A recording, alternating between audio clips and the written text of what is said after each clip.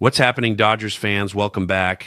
I've got something today that honestly caught me completely off guard, and I think it's going to surprise a lot of you too. We're talking about a development that just surfaced within the last few hours, something that could fundamentally alter how we think about the Dodgers infield moving forward. The front office has been incredibly active this offseason, and while everyone's been focused on pitching and the usual big-name targets, they've apparently been working on something entirely different behind the scenes, something nobody saw coming. Before we get into the details, do me a favor and hit that like button. Subscribe if you haven't already, because we're covering everything Dodgers related here, and I don't want you missing a single update. All right, let's get right into this because it's a big one. The Dodgers are making a serious push for an international player, but this time it's not coming from Japan like everyone expected. It's not another high-profile free agent from MLB. This one's coming from the Korean Baseball Organization, and according to multiple reports, including analysis from Doug McCain over at Dodgers Nation, the team is officially linked to third baseman Hee-seong Kim from the Kiwoom Heroes. Now, I know what you're probably thinking, who? And that's exactly the point. This is the kind of move that flies completely under the radar for most people, but it's vintage Dodgers front office strategy. Find productive, disciplined players who are putting up consistent numbers. Get them before the market realizes their value, and do it at a price point that makes sense for long-term roster construction. Kim was posted to the international transfer system back on November 20th, which means he's officially available to MLB teams. And here's where it gets really interesting. According to the reporting that McCain referenced, the Dodgers apparently prefer Kim over two much more hyped Japanese stars, Munetaka Murakami and Kazuma Okamoto. Both of those guys have been connected to multiple MLB franchises this offseason. Both are considered elite talents with massive upside, and both would generate way more headlines if the Dodgers signed them. So why would LA prefer a 29-year-old from Korea instead? The answer is actually pretty straightforward when you break it down. He fits their current structure better, both financially and roster-wise. Let me give you some context on who this player actually is. Kim was the captain of the Kiwoom Heroes this past season, and he just put together an absolutely stellar year. He hit .315 with 26 home runs and 90 RBIs. Those aren't fluky numbers either. Over 9 seasons in the KBO, he's posted a career batting average of .284 with 454 RBIs and 80 home runs. That's consistency. That's a track record of production year after year. And at 29 years old, he's in this perfect window where he's young enough to give you several productive years, but experienced enough that he should be able to adjust to MLB relatively quickly without needing a lengthy development period. Now let's talk about the financial side of this, because it's a massive part of why this makes sense for the Dodgers. Murakami is projected to command a contract somewhere in the neighborhood of $90 million. That's a significant investment, especially for a team that's already carrying multiple massive contracts on the books. Kim, on the other hand, is expected to land a deal worth around $12.5 million. Let me say that again. $12.5 million versus $90 million. That's not just a difference. That's a canyon. For an organization that's trying to balance sustained championship contention with financial flexibility, especially with potential luxury tax implications and the new CBA negotiations coming up, that gap is enormous. You're talking about adding a productive, proven player at a fraction of the cost of the bigger names everyone's chasing. McCain made a joke that this rumor might only be worth one Dodger dog in terms of reliability, but he also admitted it sparked a legitimate and necessary conversation about the team's future at third base, and that conversation is unavoidable at this point. Max Muncy is already past 35 years old. Miguel Rojas is approaching 36.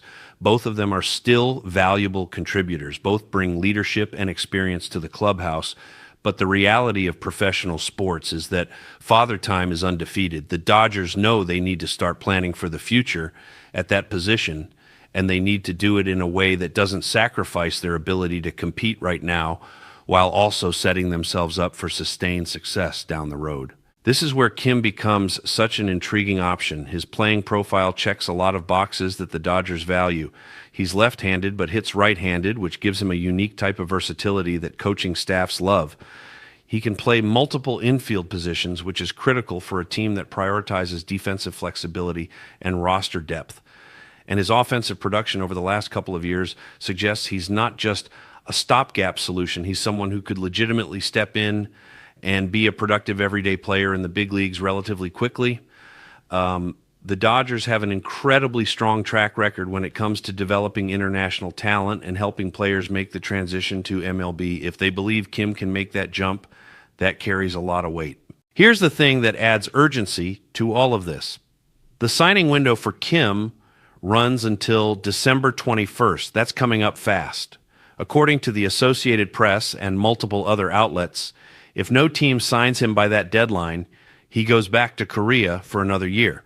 So the Dodgers know the clock is ticking. They know other teams might enter the race once word gets out about his availability and his price point. And based on how this front office operates, they rarely let a player who fits their technical and financial profile slip away without making a serious push.